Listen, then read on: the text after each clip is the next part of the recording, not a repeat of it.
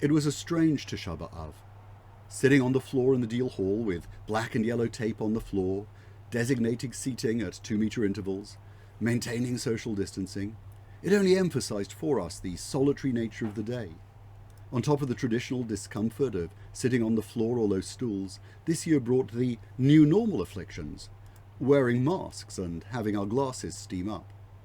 I'd like to thank all the service leaders, both those who led in Kinnos and those who volunteered to lead the excellent Kinnot service on Zoom, as well as everyone else for your supportive participation. What a wonderful range of programs across the community. We long for the rebuilding of the temple, but as Ramban observes, Tisha B'Av and Churban Bayit Rishon, the destruction of the first temple, were marked during the second temple period. And therefore, he states, we should not imagine that merely rebuilding the temple in our times will be an end to our season of mourning. Indeed, the temple is a symbol of our relationship with Hashem, and it is that we might imagine in most desperate need of healing. Parshat V'Etchanan certainly spells out the core tenets of Jewish faith and practice. We have the repetition of the Ten Commandments as well as the first paragraph of the Shema. Shema Yisrael, hear, O Israel, the Lord our God, the Lord is one. Essentially, it is our role to testify to the unity of Hashem, who is our God, and to proclaim it and to pass it on. This idea of testimony is graphically reinforced in the Torah scroll, in the mezuzah, and in Tefillin, where the letter ayin at the end of the word Shema and the letter Daled at the end of the word Echad are traditionally written in much larger characters than all the rest of the text. These letters combine to spell the word aid or witness. Our commentaries explain that the word Shema means more than to hear. Really, it means to listen and to comprehend. It means to ponder upon something until we understand it. When you hear something, it is quite a passive exercise. It might go in one ear and out of the other. It might not even get that far. But listening is active.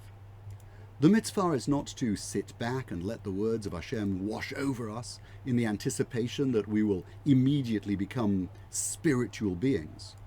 On the contrary, we're supposed to work at the difficult ideas and wrestle with the concepts of mercy and justice so that we can try to understand them.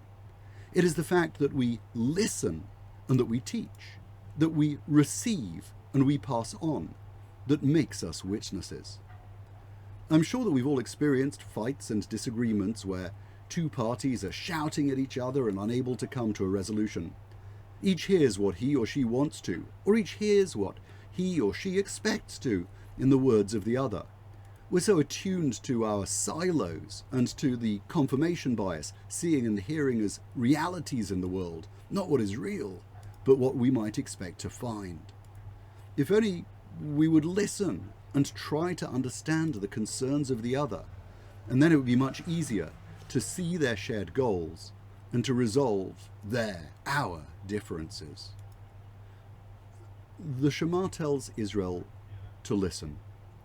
So many people think they hear Hashem when in fact all they are doing is molding some of his teachings to fit their own prejudices and preconceptions.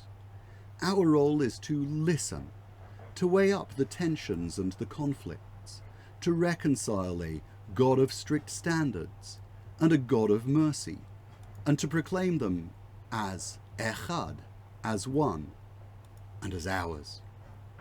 The Shema teaches us that listening and understanding are at the heart of the distinction between spirituality and bigotry.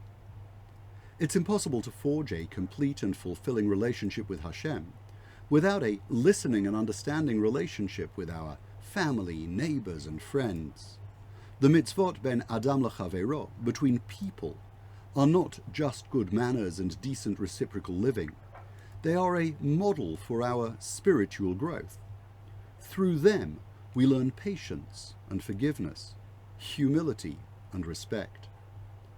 Churban Bayit Sheni, the destruction of the Second Temple, is attributed to our failings in this latter department. We may yearn to rebuild the temple as a symbol of our relationship and as a testament to the authenticity of our antiquity and our history. But we need to repair the relationship with Hashem. And that relationship with Hashem was severed when we lost patience, forgiveness, humility, and respect for each other.